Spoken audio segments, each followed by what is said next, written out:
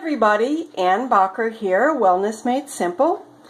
So now we're on to step 2 of what to do, how to use, and how to keep using sourdough starter. Aren't they gorgeous? Look at all those bubbles. Isn't that amazing? This is after not quite 9 hours of sitting since the last time I fed them, when they were really not very energetic. So I'm about to make sourdough bread, and I will show you a spelt sourdough. There's the recipe sitting there on my Kindle. If you want it, you can just go to breadtopia.com and look up sourdough bread. But it's really very easy.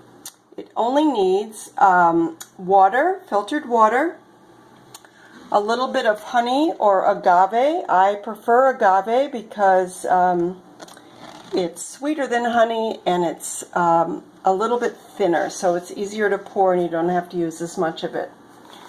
So, and then of course I've got the flour for these loaves of sourdough bread. It's about 5½ cups of flour for each loaf. And spelt doesn't need as much water as white flour does. It's not as absorbent.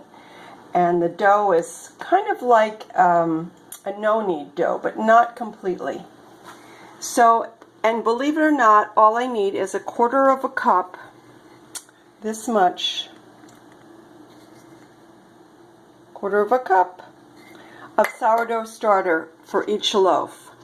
So, as I said, I could be a purist, and I am sometimes, and just use 100% sourdough starter. But in this case, I'm going to add a little bit, half and half, with the white flour starter, only so it'll rise better. The cooler it gets, the harder it is for it to rise super well, and spelt needs a little help anyway. But anyway, so I'm not going to make the bread here. I just wanted to let you know sort of how the sourdough starter is used.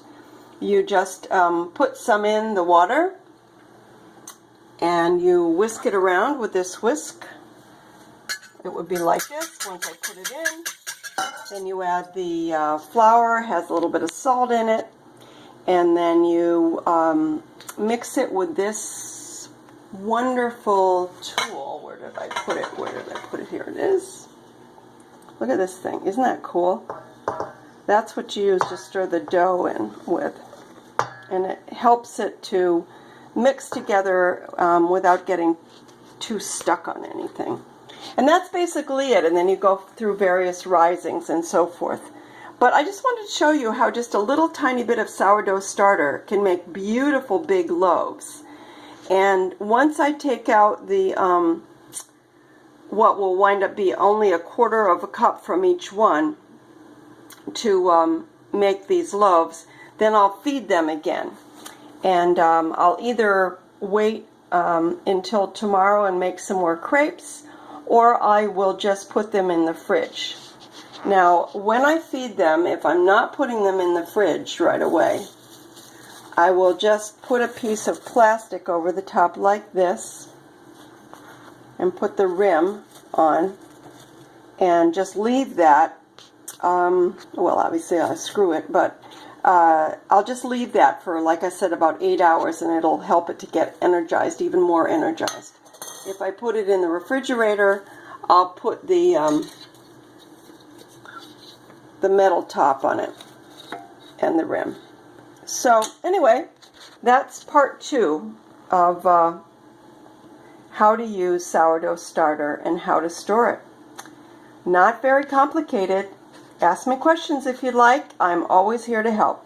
Love you. Talk to you soon. Bye-bye.